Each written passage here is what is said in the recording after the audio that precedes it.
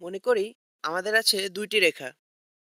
প্রথম রেখাটিকে এবি দিয়ে চিহ্নিত করলাম, অর্থাৎ এ কমা বি বিন্দু দুটি এই রেখার উপর দুটি বিন্দু। এরপর দুইটি সি কমা ডি বিন্দু চিহ্নিত করি। বিন্দু দুইটির মধ্যে একটি রেখা অঙ্কন করি। ধরে নেই দুইটি রেখা একই সমতলে অবস্থিত। এখানে রেখা দুইটি এমনভাবে অঙ্কন করা হয়েছে যেন একে অপরকে ছেদ করতে না পারে। যদি তাই হয়, অর্থাৎ রেখা দুটি একই সমতলে অবস্থান করে এবং একে অপরকে ছেদ না করে, তবে আমরা বলতে পারি যে রেখা দুইটি সমান্তরাল। আমরা দেখতে পাচ্ছি রেখা দুটি চলমান বিন্দুগুলো পুরোপুরি একই রকম। আবার বীজগণিতের মতো যদি আমরা চিন্তা করি, তাহলে বলা যায় রেখা দুটির একই রকম ঢাল, শুধু তারা ভিন্ন দুটি বিন্দুতে ওয়াই অক্ষকে ছেদ করবে, তবে তাদের ঢাল একই রকম। আমরা এখন বোঝার চেষ্টা করব কোণ এবং সমান্তরাল রেখার মধ্যে কি ধরনের সম্পর্ক থাকতে পারে। আমাদের আছে দুটি সমান্তরাল রেখা এবি আর সিডি। আমরা জ্যামিতিক নিয়মে এবি সমান্তরাল সিডি লিখতে পারি। অনেক সময় সমান্তরাল রেখা বোঝানোর জন্য এই চিহ্ন ব্যবহার করা হয়। একই দিকে তীর চিহ্ন দিয়ে এই চিহ্ন ব্যবহার করা হয়। অনেক সময় দুটি তীর চিহ্ন দিয়েও সমান্তরাল রেখা বোঝানো হয়।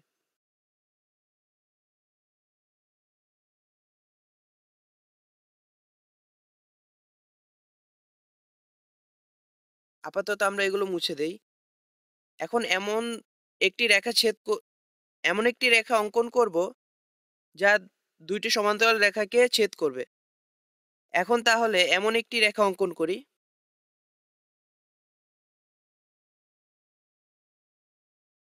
এখন রেখাটির নাম দেই এল। যেহেতু রেখাটি দুইটি রেখাকে ভিন্ন ভিন্ন বিন্দুতে ছেদ করেছে, তাহলে আমরা বলতে পারি এই রেখাটি হলো একটি ছেদক।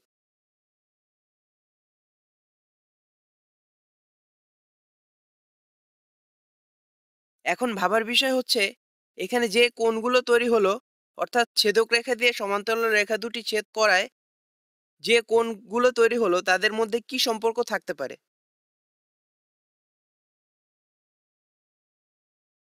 প্রথমে ডানে অবস্থিত এই কোণটি চিহ্নিত করি। ডি এল এর মাঝের কোণটি। আমরা জানি এই কোণটি তার বিপরীত কোণ, অর্থাৎ একই দিকের এই কোণের সমান হবে। একইভাবে এই বিপরীত কোণটি এই কোণের সমান হবে। আমরা দুটি করে দাগ দিয়ে চিহ্নিত করতে পারি, অথবা কখনো কখনো এভাবে সমান দুটি কোণকে চিহ্নিত করা যায়। সে বিন্দুতে বিপরীত কোণগুলো পরস্পর সমান থাকবে। এখন লক্ষ্য করার বিষয় হলো, এই কোণ আর উপরের এই কোণ, এই দুইটি কোণের মধ্যে কি সম্পর্ক থাকতে পারে। তোমরা খেয়াল করে দেখো, এই কোণ দুটি কিন্তু পরস্পর সমান। তোমরা চাঁদার সাহায্যে কোণ দুটি মাপলেও দেখতে পাবে যে কোণ দুটি সমান। আবার ডানে আমরা দুইটি সমান্তরাল রেখা অঙ্কন করি।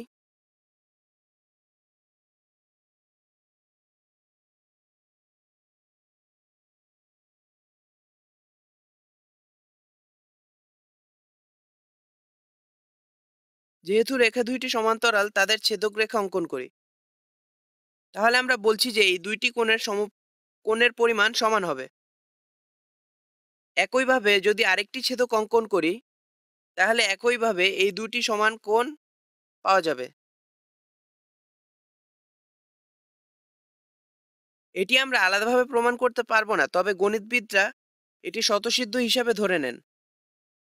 আর যদি আমরা চাঁদার সাহায্যে কোণগুলো মাপি, প্রথমে নিচের কোণটি ও উপরের কোণটি, তাহলে আমরা দেখব কোণ দুটির পরিমাপ সমান হয়েছে। এখন আমরা মূল চিত্রে আসি।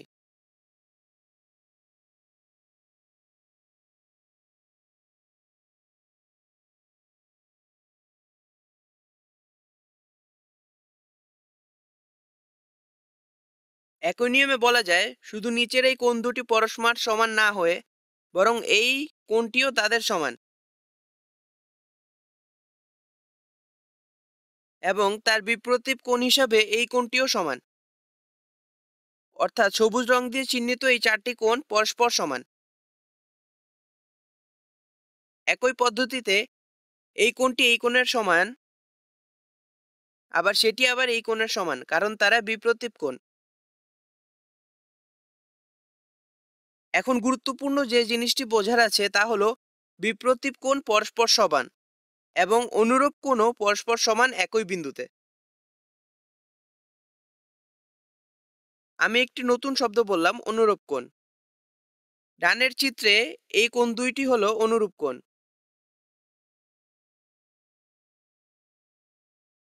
এবং মূল চিত্রের এই কোণ দুইটি সমান এবং এই কোণ দুইটি সমান এবং এই কোণগুলোকে বলা হয় অনুরূপ কোণ। তাহলে আমরা বলতে পারি ছেদক দ্বারা উৎপন্ন প্রত্যেক অনুরূপ কোণ জোড়া সমান হবে। আমরা আরো দেখতে পাচ্ছি যে এই কোণটি এই কোণের সমান,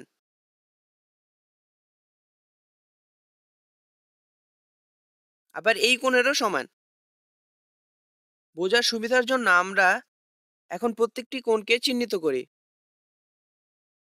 এই কোণটিকে ছোট হাতের এ, এটিকে বি, এই কোণটিকে ছোট হাতের সি এবং এই কোণটিকে ছোট হাতের ডি দ্বারা চিহ্নিত করি এবং উপরের বাম কোণ থেকে ই এফ জি এইচ চিহ্নিত করি।